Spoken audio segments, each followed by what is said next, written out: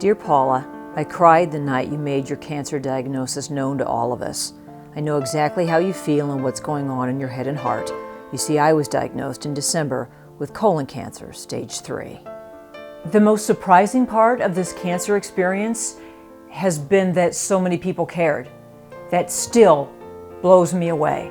The number of letters and calls and emails and cards I received, it's been incredible to me that so many people reached out.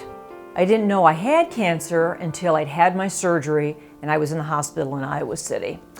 And that was the worst time, definitely. I knew that I had a very large mass in my abdomen. You don't know what it is until they go in. And I had a long surgery, so painful afterwards. And that's when you're informed that, in my case, I had stage 2B ovarian cancer. It was definitely the hardest time for my husband, I'm sure, going through all of that. And the hospital was my weakest point. I felt physically horrible. Those of you who have had surgery, you know what I'm talking about. It was really worse than the chemo for me to have gone through that surgery. God has taken you on many journeys in your life. As you go through this next one, know that He is by your side, and many of us are praying for you. Your smile radiates to all of us. Thanks. But it was there that I felt the most support. My kids came and stayed with me, and my husband was there every minute, and of course my very closest family, my sister and my mom and my closest friends all came to see me and pray with me. And it was my most vulnerable time, but the time when I felt the most love. It's May Day, and I'm going home. This is the last breakfast. Feeling good today. It's a good day. I was in the hospital for a week, and I came home on May 1st. I'll never forget it. It was May Day. Beautiful day, and I was still so weak and sore, but that's when the real recovery began. Mother's Day was soon after, and so my mom and sister were here, and all the neighbors and my good friends from work and all the family, everybody came by many times per day with food and, well wishes and just shoring me up, and that was the time when I really needed it. We have been fascinated by the number of wigs you have used, but we are more happy that you seem to be the same jolly person as before you started chemo treatments. This letter is being typed on a typewriter that is older than you. So I was home for 2 weeks recovering from my surgery. It's when nobody at work really knew what was going on. Viewers certainly didn't know. And the letters started to pour in already. What's going on with Paula? She's been gone a long time. It's like people could almost sense there was a problem. And I knew, in fact, when I was driving home from the hospital, I told David, I know I have to talk about this on the air. I know I need to share it. And he said, it sounds like who you are. So already I knew that there was something I needed to share about the whole experience to include others who I felt needed as much encouragement as I did. Dear Paula, God bless you for your courageous and generous spirit. Please know we will join the multitudes in lifting and holding you in prayer.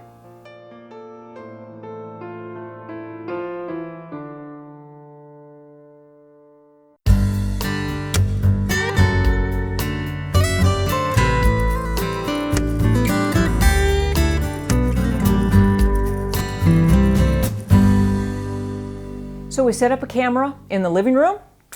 I sat in my chair where I'd been recovering for the last 2 weeks, and I just poured out my heart. In one take, I explained what was going on with me and that I was going to take viewers along on the journey, and this is how it turned out. Well, that leads me into some news that I would like to share with you, and that is that I am about to change my hair often.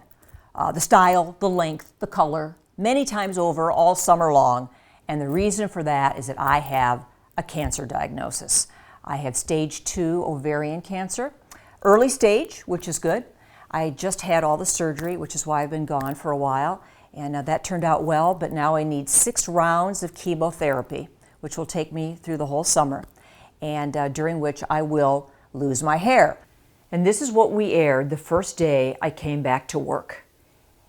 And I went down to my office after that show, and there were 8,000 emails in my inbox from people with prayers, and with I could hear the cry in their voices. I could see their tears as they poured out to me how they felt about the announcement that I had cancer. And so began this journey with all of you. At church, my eyes would gravitate to the beautiful stained glass windows, and especially the reds. I was told that red is the color of hope. Let your eyes enjoy the reds. The next phase was chemotherapy, the part I dreaded, the part that seemed so unknown. After I was really not even recovered from surgery, 3 weeks after surgery, I had to have my first chemo treatment. That was a very scary time. Welcome to chemo, round 1. First time, got infused about a half hour ago. Didn't have any reactions, so my nurse left for a little while. So I had that first chemo treatment there in the hospital for 6 hours, getting that IV injection, 2 different kinds of drugs. And guess what? I didn't feel horrible afterwards. I was a little weak and very tired, but I wasn't sick, and I went back to work the next day. So I thought, okay, this is not easy, but it's doable. That's when I knew that it was doable.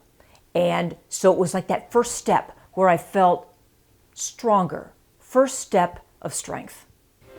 Prayers and more prayers for you to find this as only a bump in the road and a positive way to really give others the help they need.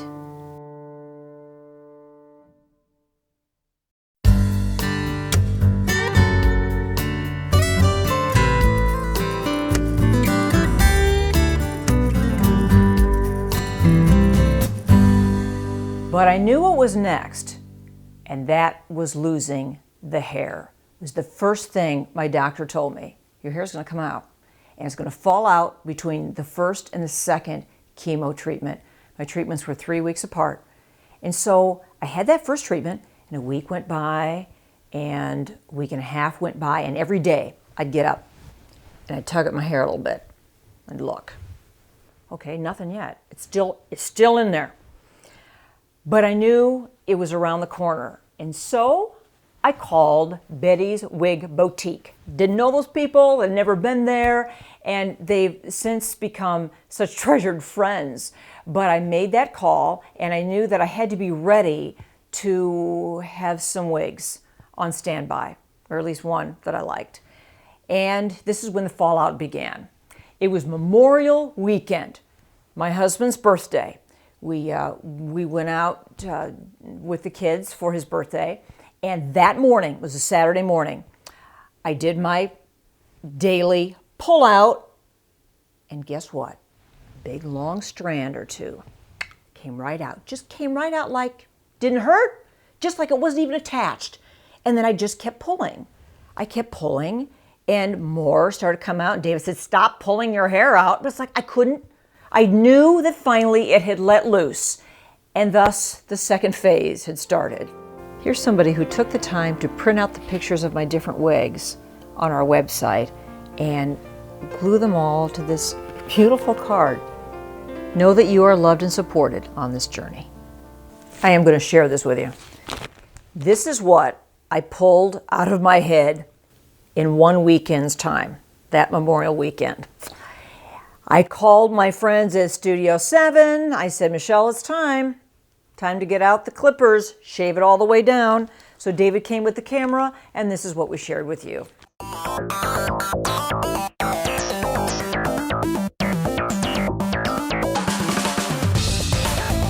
We're calling this the Donald Trump. You're fired.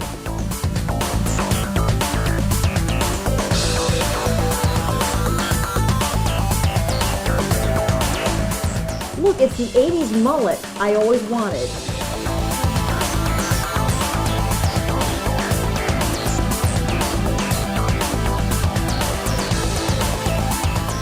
it's a mohawk. And so then the wig era began. I went to Betty's and they helped me pick out some great wigs that we shared with you on the air. We started the Wig of the Week voting, where we put up 5 different pictures every week and had you pick the one that you liked best, and then that was the wig I wore for the rest of that week. That was a fun phase. Actually, it continues, right? It was fun because it gave you all a chance to, it was kind of a diversion, I think, from the whole idea of actually going through cancer treatment. It's a diversion in that you get to look differently every day and have a little bit of, I guess, what you call enjoyment out of it. And it was something you were able to take part in too. I also am a cancer survivor of 3 years now. I understand well what you are going through. No doubt it's a roller coaster ride for a while, but a ride that you can get off of, and it becomes a memory.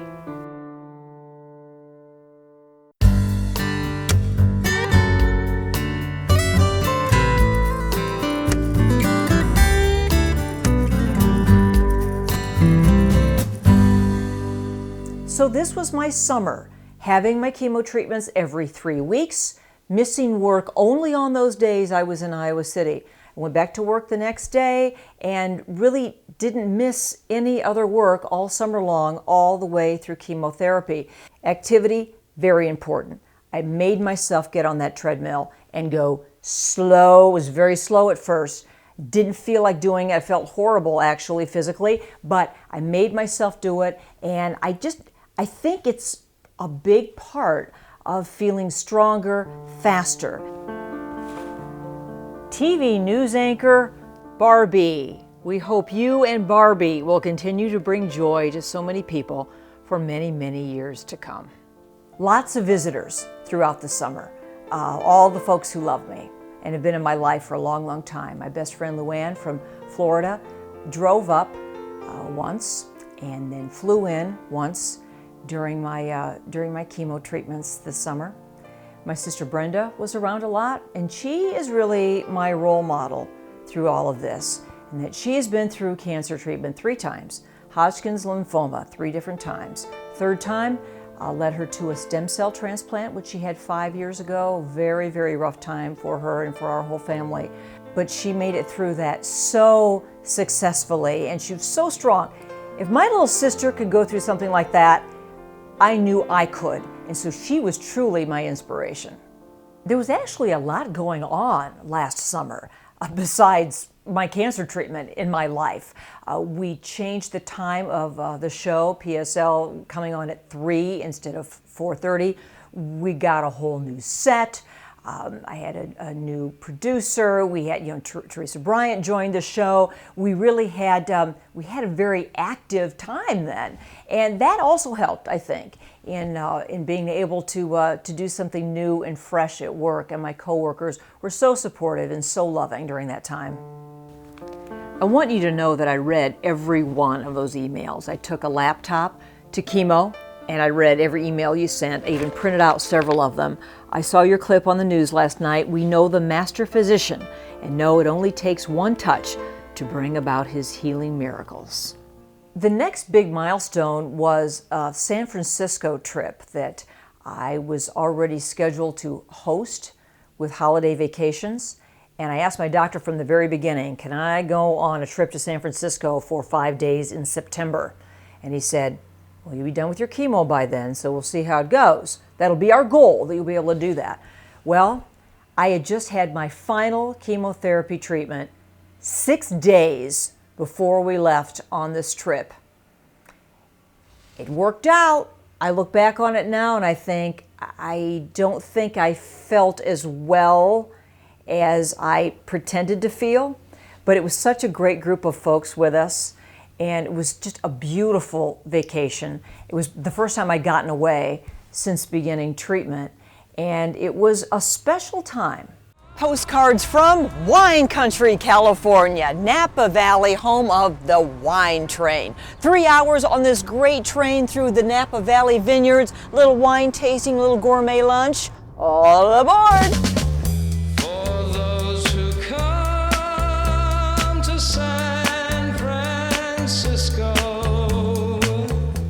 When I look at those now and look at the pictures, I see that I was not in tip-top form. I see my face was puffy from the steroids, and I remember I didn't feel 100% most of those days, but I pushed through it, and it's just a super memory that we were there.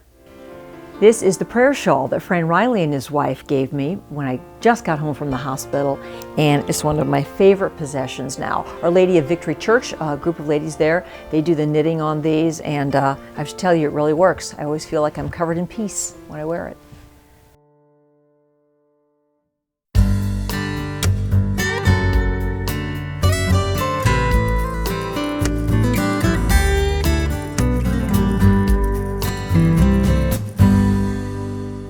I only have one picture of my bald head, and that was Halloween.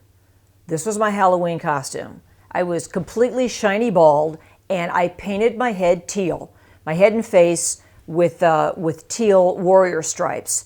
And I actually frightened some children at my front door on Halloween night. So come fall, my treatment was over. And that's when I'm told the real recovery begins. When you finish treatment and then you're just kind of out there saying, okay, am I all right? Is this the end? And I was starting to feel more like myself come holiday time. Thanksgiving, all the kids were here together, and it was just a real special time. And then at Christmas, you know, I was just thankful to have seen another holiday with all my friends and family and the people closest to me, and still working, still going to work every day and doing my thing, and kind of putting the idea of having cancer behind me. And the handiwork. These are just a few of the many chemo caps that you made and you sent, not to mention all of the Afghans and the other throws and the other prayer shawls.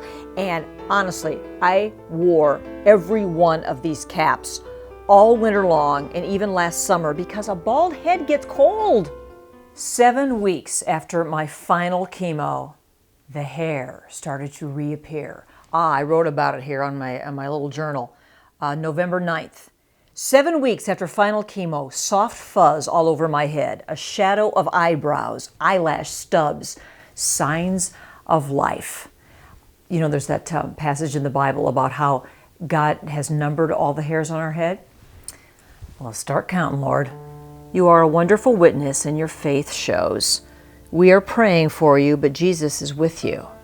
So by that time, I was really starting to feel more myself again, more normal. We went to Washington, D.C. the week before Christmas. It was really special. Went with really close friends and actually got a White House tour. It was really cool. And I just felt like I was seeing the other side of this cancer journey. And it was really great. I mean, the Christmas was after that. I had a super time with family, and it was New Year's Eve, and it really felt like a fresh start. I feel as if I know you and that you are a friend, even though we've never met. I plan my daily schedule so I can share that half hour with you. Dear Paula, yes, I feel that I know you well enough to call you by your first name, even though I've never met you face to face. February was my birthday, and I never paid a lot of attention to birthdays, especially in my adult years, but this one felt special because when you get a cancer diagnosis, you don't know how many you're going to have. Happy birthday, dear sis. Happy birthday to you. So just recently, David and I took a 2-week vacation to the Phoenix area. And there was something really special about that trip. For the first time in 10 months, I went one whole day without wearing a wig. How did it feel? Felt good. I'm not crazy about how my hair looks right now. It's not yet ready for prime time or for television, but I'm willing to show you that, to show you the progress so far. Look at all that curly black hair I've never had before in my life. For God, all things are possible. My heart truly goes out to you. Please know that I softly cradle you in my arms of prayer. It's a new dawn, it's a new day, it's a new life. We love you. So 1 year later, am I thankful I got cancer? That would sound ridiculous to say yes, but I will say it's been a great teacher, or that God has taught me a lot through it. The Bible says that there is joy in trouble because trouble produces perseverance and character and hope. And I learned all of those things. And it taught me the value of the shared experience in reaching out during times of pain and uncertainty, and that we all can grow and be encouraged from just feeling that we share these moments. And that's certainly what you have given me, and what I hope I will continue to give back.